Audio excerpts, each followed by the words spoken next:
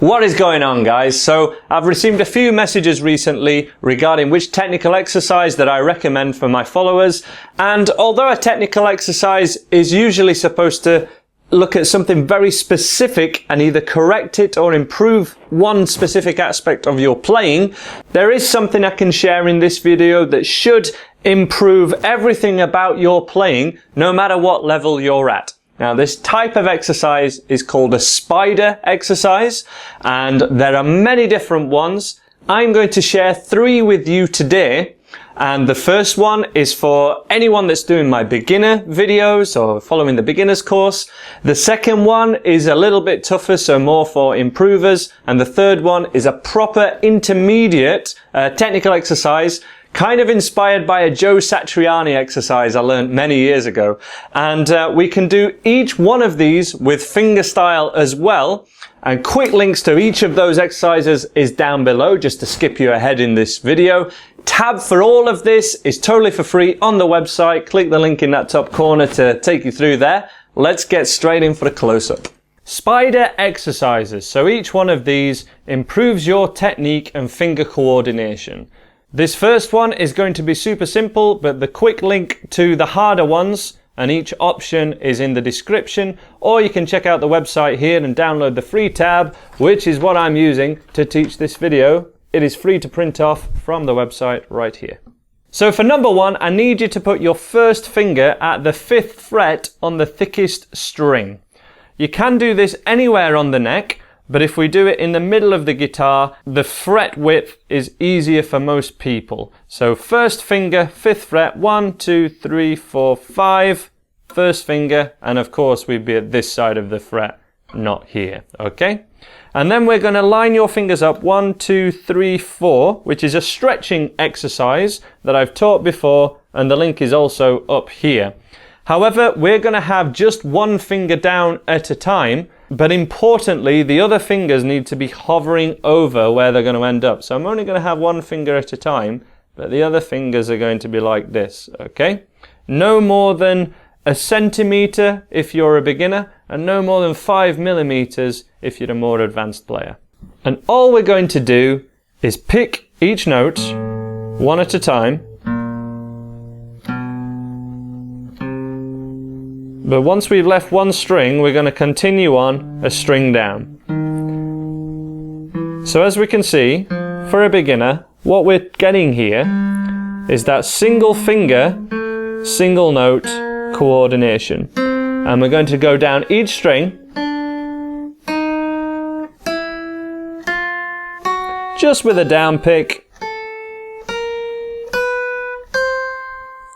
And the main thing we're paying attention to is trying to get this nice stretching our hand. So we've got this position. Thumb is directly behind, almost in the middle of the neck at the back. So like here, but at the back of the neck.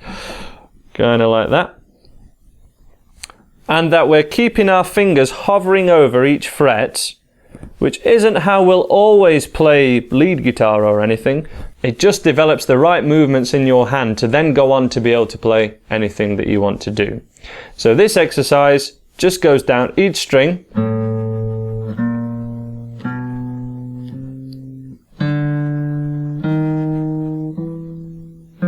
And you're really paying attention to keeping your fingers in this position and making sure that we don't have flying finger syndrome, which is what happens when the little finger just gets a mind of its own and starts to stick out like this. If your hands are looking like this, that's not what we want. We just want to develop this, which is why if you follow it just from the tab, this exercise is super simple. But we need to pay attention to the technique because it's a technical exercise. So one final demonstration for what you're looking for with exercise 1.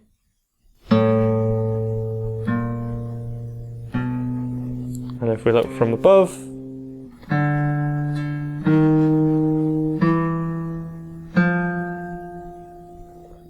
and so on until we get to string 1. Exercise 2 is very similar, but we're going to also come back on ourselves and we're going to incorporate something called alternate picking, which is where we pick the first note with a down pick and then the next one, so the middle finger here, with an up pick. So that would be like this. Down, up, down, up. Down, up, down, up. So a little bit more technical. And we'd follow that all the way down until we got to string 1. And when we got to here, we would play this same note again. So we would finish on an up pick. Down, up. We'd finish on an up pick and then play that same note again. Down, and then up, down, up. And that means of every cycle of 4, 1, 2, 3, 4, it just means we're hitting down, up, down, up, down, up, down. It means we start on a down every time. Down, up, down, up. At this sort of level, you can do this wider, so we could do it down at 2nd fret, but already you can see that bigger stretch in my hand. Down, up, down, up, down, up, down, up. But another thing I want to express here is the quality of the playing has each note ringing out until the next note with no silence in between. So it doesn't sound at any point like this. There's no gaps, and we have each finger down until the same point as when the next one is pressed down, and at the same point as the pick. So 3 things happen when we pick the next note in this particular exercise. And pay real attention to this, guys. This isn't a YouTube kind of clickbait thing. This is the crux of all styles of playing, especially when it comes to single note playing, okay? You pick a note and you've got a finger down. And then when you pick the next note, 3 things happen. We lift off this finger, we put this finger down, and we pick. All those 3 things need to happen at the same time. So the first one, we've picked our note. Simple. But when the next one goes down, this finger goes down, this one's lifted off, and I pick, and those things happen at the same time. You may think, as a beginner or improver, that we have to put the finger down first, or something has to happen first. But perceivably, they happen at the same time, which is what we call your hands, or your fingers, I would say your hands probably, your hands being in sync. Your left and right hand, your strumming and picking, being in sync, in synchronization with each other. Let me just show you another example of that.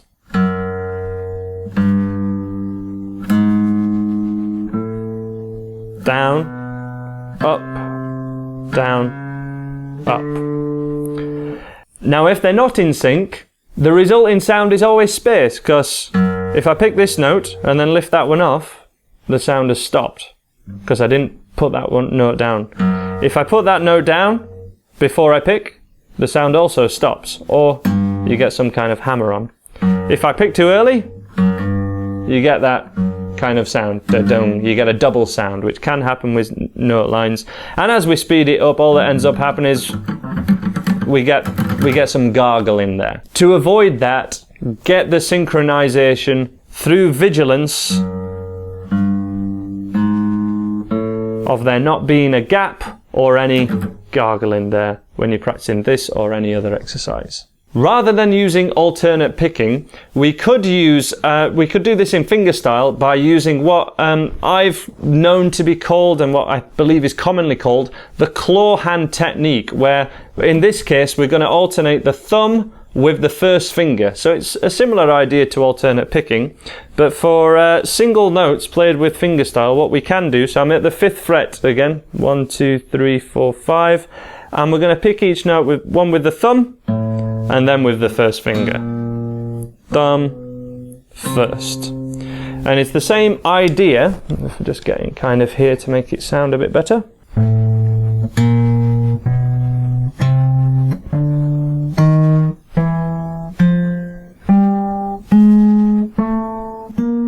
So hopefully there you can see I'm alternating thumb with first finger, and that's how I would amend this exercise to be able to do it in fingerstyle as well as being with a pick. Final exercise of my spider exercises, though there are loads of them. If you give them a Google, there's some great ones. All we're going to do is move across the strings in a diagonal pattern rather than being linear on one string. And to make this approachable for most people that are at the level of the lessons that I teach on this channel, we're going to start off here, which lines up at 5th fret, 6, 7, 8, going down a string from the thickest one like this. So this is 5th fret of string 6, and then going down in a linear line like this. Notice I don't have any two fingers on the same string. We don't have that. Every one is on the adjacent one, and none of them are too low like this. This sounds pretty terrible. Let's have a listen. Nothing musical or particularly pleasant about that. But what we're doing is using geometric shapes, and I know it's one of Joe Satriani's exercises that he's always talked about in video lessons, to do this kind of thing, which is a much more advanced version, but shows you the benefits of this sort of pattern. Okay, so the exercise that I've lined up for us here is to go down each one of these notes. Again, we're not pressing down each note one at a time. We're pressing one down and the other fingers are hovering over where they need to be, and then they're going to move down a string and then move down a string again. Again, it won't sound pleasant, but let me show you the full thing with alternate picking as well. So down, up, down, up, down, up, down, up.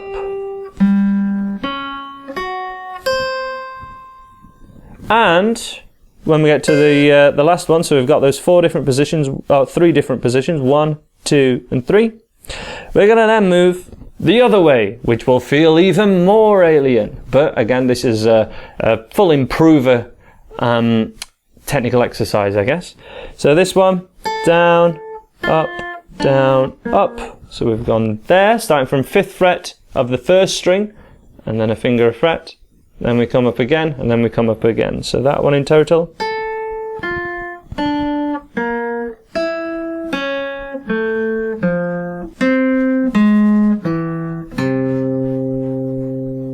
And especially when you do that one with alternate picking, or whether you use the thumb first finger method that we covered with fingerstyle, that is the best thing for either a beginner, improver, or intermediate to practice as their warm-up or their kind of #1 go-to technical exercise. Thank you very much for watching, guys. You can check out the recommended videos. Links are on the screen now. Please subscribe if you haven't already, and thank you so much for the support. I'll hopefully see you again.